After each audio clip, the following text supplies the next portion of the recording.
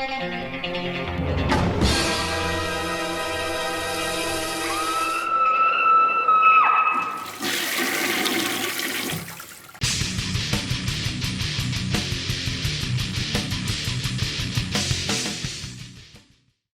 up? Thralls Metal here once again. I'm Necrotic Nick, and I have another album review for you.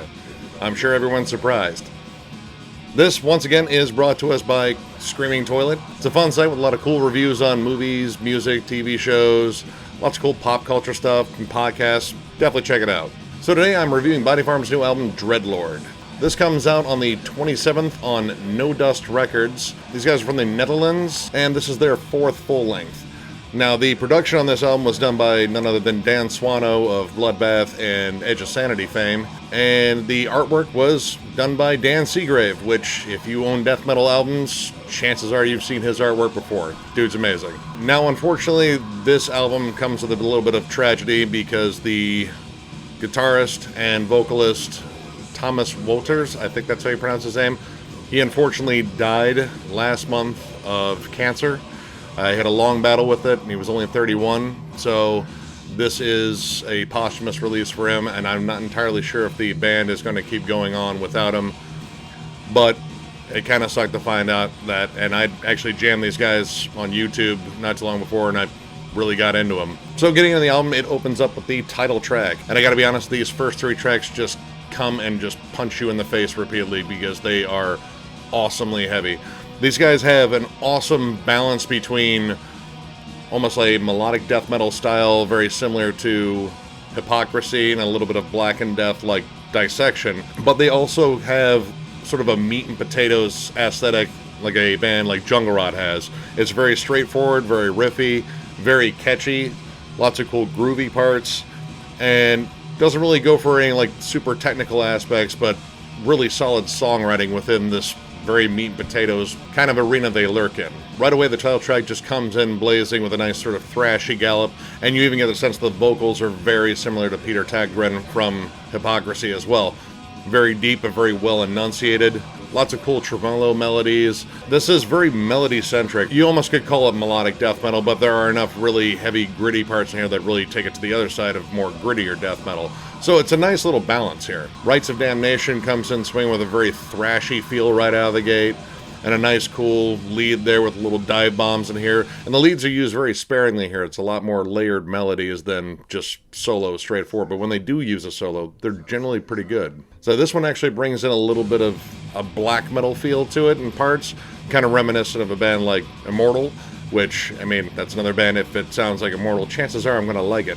Some nice chugging triplets in there too. And what I liked about this album was there was an attention to getting a good hook in like virtually every part on here.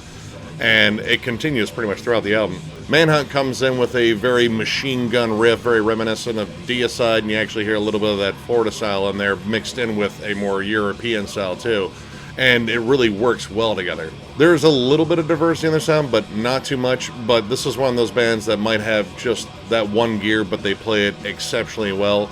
And I was fiercely drawn into these songs right away. So now, Woods of Dismay slows it down for a little bit, but of course picks right back up into like a thrashier stomp once again. Lots of blasts, lots of cool tremolo melodies. Now, I wouldn't have minded if it actually had stayed a little bit slower of a song just to sort of break the pace up. But still, what they did there was really good. There's a lot of cool songwriting in here, lots of memorable melodies once again. You hear that Dissection influence come out again. And it also incorporates some cool, tremolo melodies and harmonies, and throws in a solo as well, which I thought was really good too. Now, one of the tracks I didn't necessarily like as much was We Sail to Death. This one sort of felt like almost a forced Viking metal song, and it really kind of stepped outside of what they were doing on these initial tracks, which is good to see a little bit of variety in the songwriting, but this one felt more like an Unleash or a Mon Amarth cover. While it's good, it's something I've heard a million times before by a lot of bands that is their main wheelhouse, that is what they do.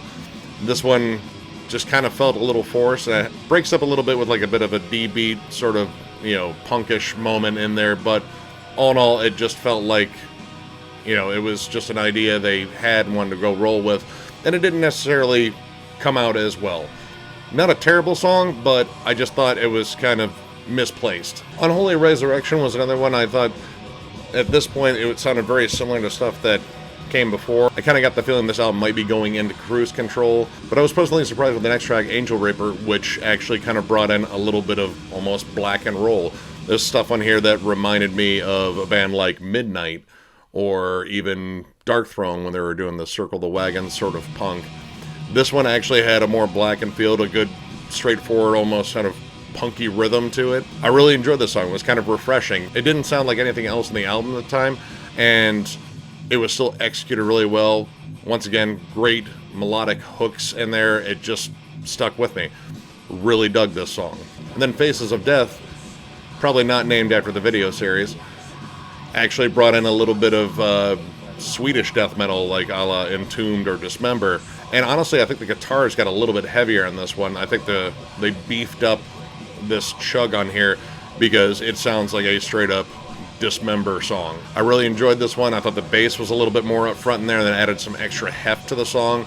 This was one of my favorites on here. This is definitely a driving, angry, possibly breaking the speed limit song, for me at least. Now it closes well with Undead War Machine, but once again this one feels a lot like stuff that they open with, so they kind of bookend a kind of barn burner of a song, which is nice and all, but I was kind of hoping for something just a little bit more epic. But still, I really couldn't think of anything I didn't like about this song specifically, other than it kind of sounded like some other songs on here. Still enjoyed it, still banged my head to it.